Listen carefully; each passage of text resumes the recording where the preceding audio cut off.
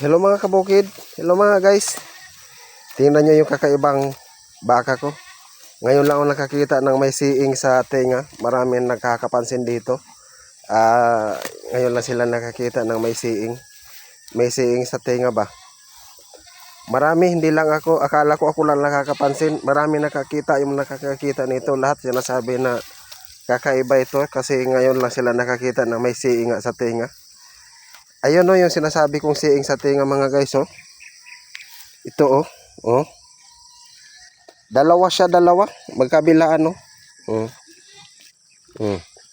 Di ba? May siing. Ano bang tawag sa amin? Ano bang tawag? Basta siing sa amin sa Masbate. Tinatagalog ko lang kasi yung iba na Tagalog hindi makakaintindi pag binasbate ko.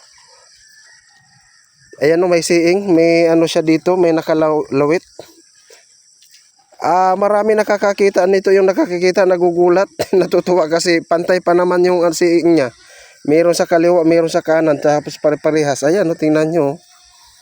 Babae ito, si Sarah ang pangalan nito. Ang problema lang, nagkanana yung pusod. Mahigit 10 araw na ninanana to. Tapos ginagamot ko naman. Ayan, yung parang violet na yan, yung ini-spray ko, yung ini-spray. Ayan, no, kakaiba oh. Marami na itong nagkukyuta, nagagandahan. Tingnan nyo naman, oh. Maharot siya. Si Sarah ito, babae. Ayan, oh. Tingnan nyo, yung mga normal na baka, ito yung nanay niya, oh. Oh, tingnan nyo ang tenga niya. Wala kang makikita dyan na siing, ayan, oh. Ganon yung, yung kabila. Wala rin, no. Normal na tenga. Marami na rin na tinignan ng mga tenga ng baka. Wala rin siing. Ito lang sa akin ang meron. Si Sarah. Sarah ang pangalan nito.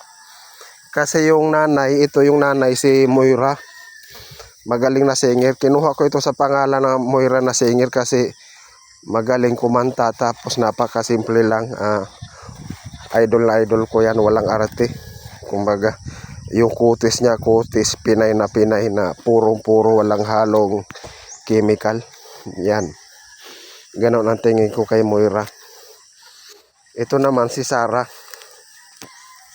Yan, singer pa rin to. pero may siing. Kakaiba oh, di ba? Oh. Bukod tangi lang, aywan ko lang yung tatay nito, hindi ko pa napansin kung merong siing talaga, hindi ko alam. Pero sa dami-dami nang nakita kong baka, ngayon lang ako nakakita ng ganitong may siing. Tingnan nyo yung ayan no, yung tingnan nyo, ayan no. Ayan no. Merong ano, ay ganyan pagkakaano niya oh. Ganon din yung kabila, oh, ayan no. Parehas na parehas. Hindi ko alam. May mga nakita ako na sabi nila Brahman daw pero wala mang ganito. Hindi ko alam kung anong palatandaan ng ganito eh. Kaya ito na yung pinakapalatandaan ng baka ko na nitong si Sarah. Kita nyo naman no.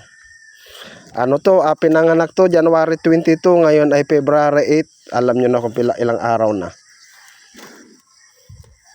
Tapos ninanana yung pusod niya. Ginagamot ko naman yung ini-spray na kulay violet pagka ano na hindi siya nilalangaw. Mahirap kasi kasi nandoon sa loob yung kipot yung butas. Kipot, ano ba tawag nito? Kipot.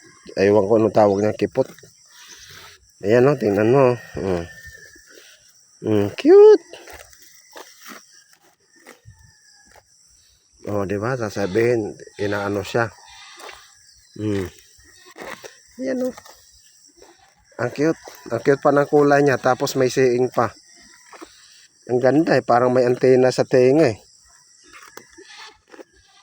Tapos ang ano pa ng itsura niya. Basta ang cute. Cute naman talaga si Sarah. Tingnan mo, hindi naman to purong maputi. May pagkahalong din. Dark. Parang ganun din si Sarah. Di ba? Tingnan nyo naman itong kalukuhan ng baka na to. Nung tinali ko siya doon sa may tabi ng babuyan ko dati, yung anak niya nandoon sa kabila, tumalumba naman doon sa bakod ng ano, sa yung hollow blocks na bakod ng babuyan. Ayan ang nangyari, na-stuck siya. Buti na lang nakita ng bayaw ko. Pag abot ko yan, tinulungan namin. Ayan, nasugat yung ano niya. Kasi hindi na makaalis eh. Tumalon doon sa may babuyan.